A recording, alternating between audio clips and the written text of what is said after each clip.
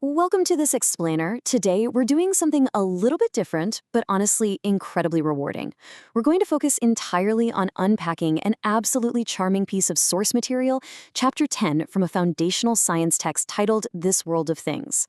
We're going to tap into our inner child a bit today to rediscover the wondrous foundational science behind everything we interact with on a daily basis.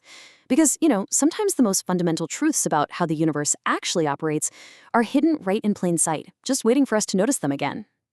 So, let's dive right in by asking you to do something super simple. Just take a look at the room around you right now.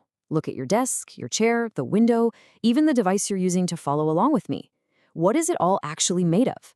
It's a surprisingly profound question, isn't it? We spend our entire lives surrounded by all these objects, yet we rarely pause to think about the raw materials that allow our modern lives to function. To guide us through this, we're going to follow the inquisitive journey of Khushi, the protagonist from our source chapter. Her simple curiosity about her classroom sets the absolute perfect stage for our exploration today. Khushi gets to school early, sees the beautiful sunlight hitting her classroom, and just starts wondering, where have all these things come from? Who made them? What are they all made of?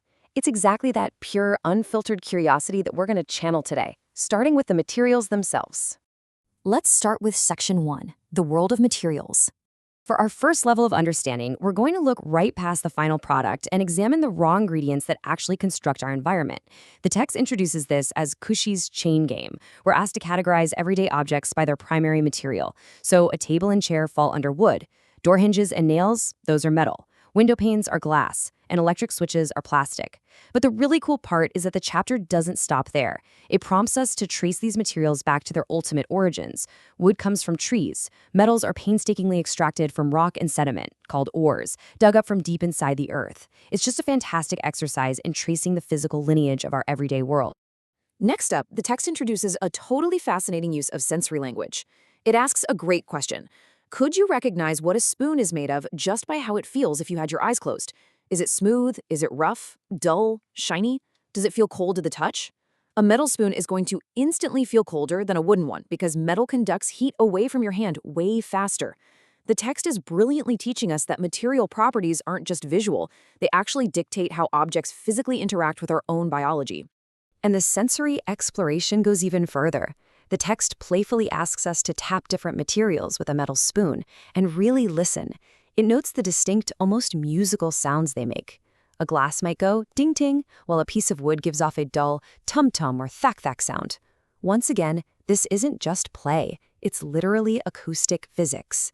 The density and rigidity of a material fundamentally alter the sound waves it produces when you strike it. Moving right along to Section 2, the magic of transparency. Shifting from how materials feel and sound, we can now explore exactly how light interacts with them.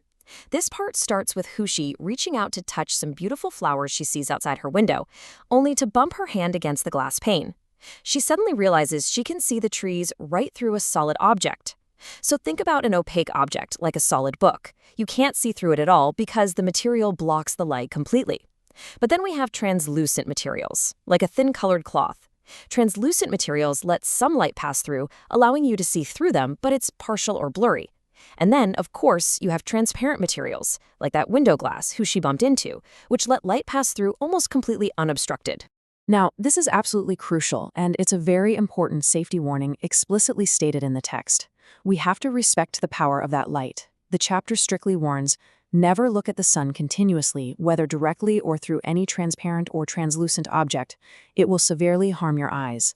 It's a really vital reminder that while exploring our physical world is a ton of fun, we always have to interact with the forces of nature safely. Now let's look at Section 3, solids, liquids, and gases. Moving from what things are made of to how they physically behave in space, the chapter gives us a pretty hilarious thought experiment. It asks, why do we build walls out of solid stones and bricks? Well, just imagine Khushi's playful idea of building a wall out of water.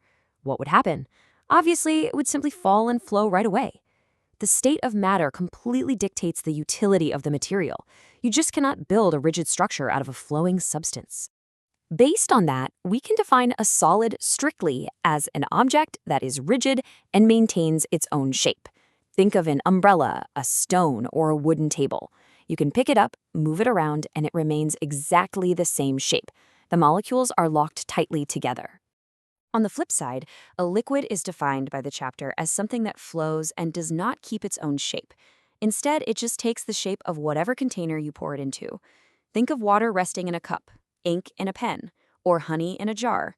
If you spill it, it just spreads out as gravity pulls it down.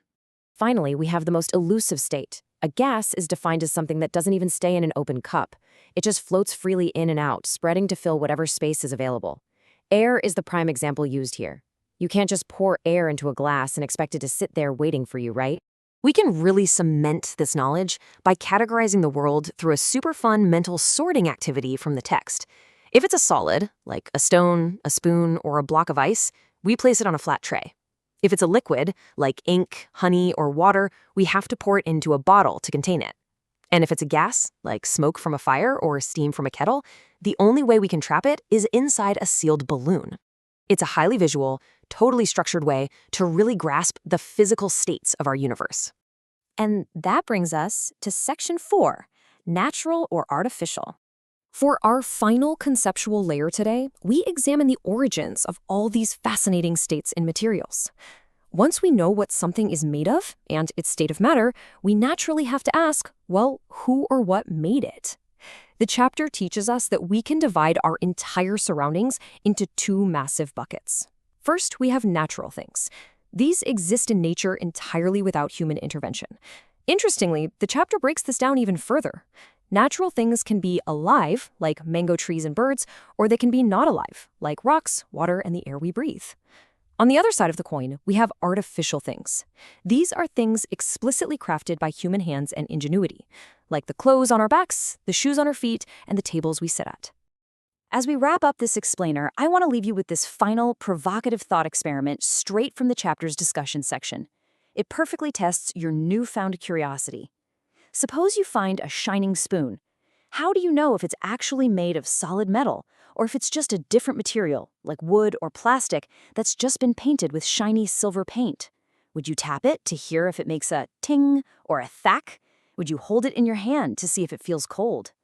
I really encourage you to look at the objects around you today with that exact same level of scientific curiosity. Thanks for joining me as we explored the incredible science hidden inside Chapter 10. Stay curious out there and keep exploring this wondrous world of things.